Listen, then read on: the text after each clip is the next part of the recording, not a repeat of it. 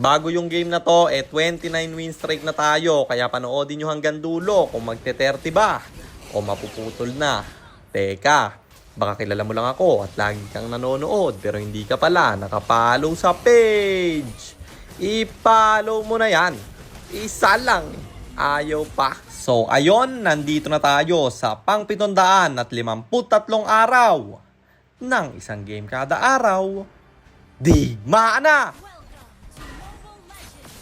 Dikit yung naging laban na to dahil naka-early yung mga kalaban. Ang ganda kasi nung haras na ginawa nila. Kahit Alice jungle lang nakakapang-haras. Isa rin talaga yung Akay sa mabibilis mag-glitch na roamer no? Isipin mo Alice lang yan, first kill normal hit lang pangkuhan niya ng buff.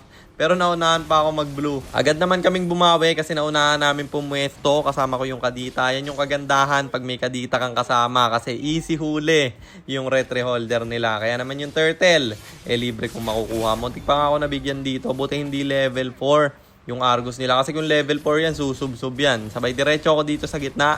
Kasi babasag ako ng Torre nila. Pero rumereact talaga yung Argus. Siya yung nagde-def. Bihira yung mga ganyang scaling na XP laner no? Yung sumasama sa clash. Kadalasan kasi sa mga ganyang player, lalo na dito sa trio kapag random yung Argus nyo, nagpa-farm lang yan sa gilid or sumisegue lang. Pero yung Argus nila dito, laging nakasama sa clash guys. Ngayon hindi siya nakasama dito dahil kailangan yung depensahan yung top. Na pressure ng XP lane namin. Kaya naman nalugi sila dahil kulang sila ng isa pero hindi sumusuko dito yung mga kalaban. Tinry pa rin agawin. Ang problema na pasama tuloy sila. Pinilit kasing umagaw ni tropa. Mananakbo dito yung Kagura. Sobrang tuloy ng Kagura no? Naka-ulti na ako. Hindi ko pa maabutan. May combo pang binitawan pero mamamatay pa rin naman. Na-shutdown yung Kagura doon. Sabay basag kami ng Torre dito. At yung blue. Makukuha ko ng libre bro. Sabay diretso sa baba. Babasag tayo ng Torre. Pumilit pang dumipensa yung Clean Porkit may Fury. Bagsak tuloy siya. Ako'y killing spree na. At yung Torre basag rin. Gagawin pa naming dalawa kasi mukhang walang dedepensa. Pero magre-react na naman yung Argus nila, kaya kami mag-out na. Yung Argus at Kagura nagdadala dito sa game nila guys. Hindi ko alam kung magkaduo yung dalawa na yun, pero sila yung may may silbi sa game na to. Tingnan nyo, pipilit pa sana yung Argus, binibisunan yung core nila. Kaso lang lumabas pa siya at umuwi na lang si tropa. Nabigyan tuloy, bonus kill pa. At yung turtle libre naming nakuha. Sabay diretso ko sa gitna. Siyempre babasag ng Torre. Kung scaling core kayo, ganyan lang palagi gawin nyo guys. Huwag kayo sumama sa clash.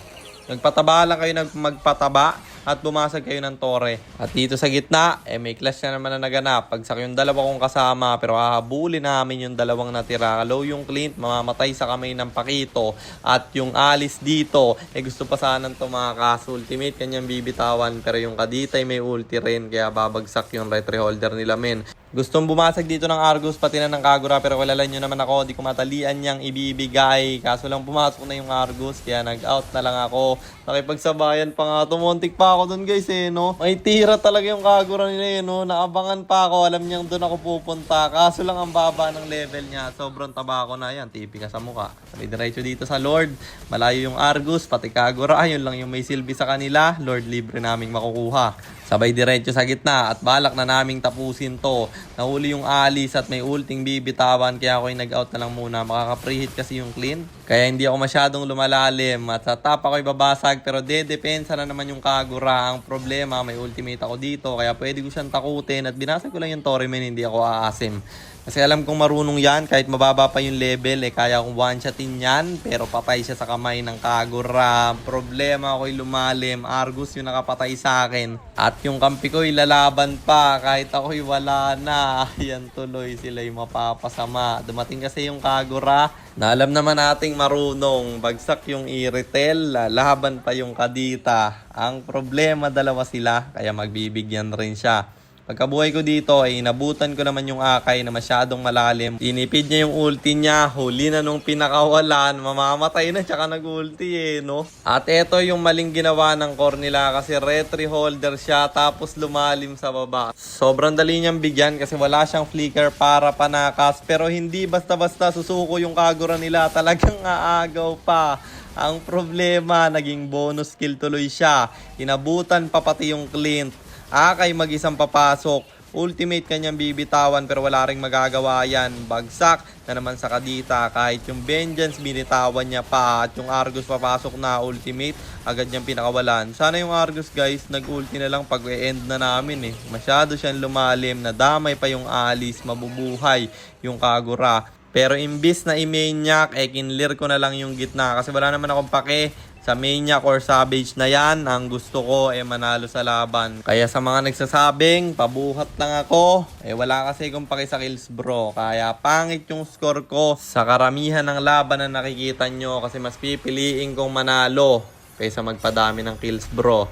Yun lang, hindi na naman natin namalayan na natapos na yung laban. Kaya panalo ulit tayo and ang standing na natin ay 643, 110, 643 wins, and 110 losses. At para naman sa mga bago lang at hindi pa nakakaalam, ang ginagawa po nating content tuwing 9 PM ay 1 game per day.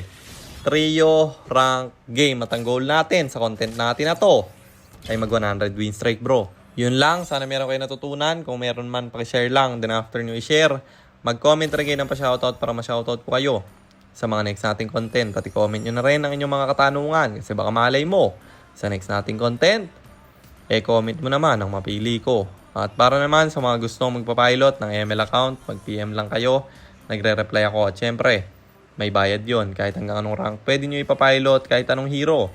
Pwede nyo ipaspam basta may additional payment pag magpapaspam kayo ng hero. At yun lang guys, sana nag-enjoy kayo sa content natin na to. At shoutout sa iyo Chesler Ulip, kay Ken J. S. Sotyar, kay Gutierrez Aiden at kay John Eric Merced. Maraming salamat sa inyong suporta. Mag-iingat kayo palagi. God bless. Paalam!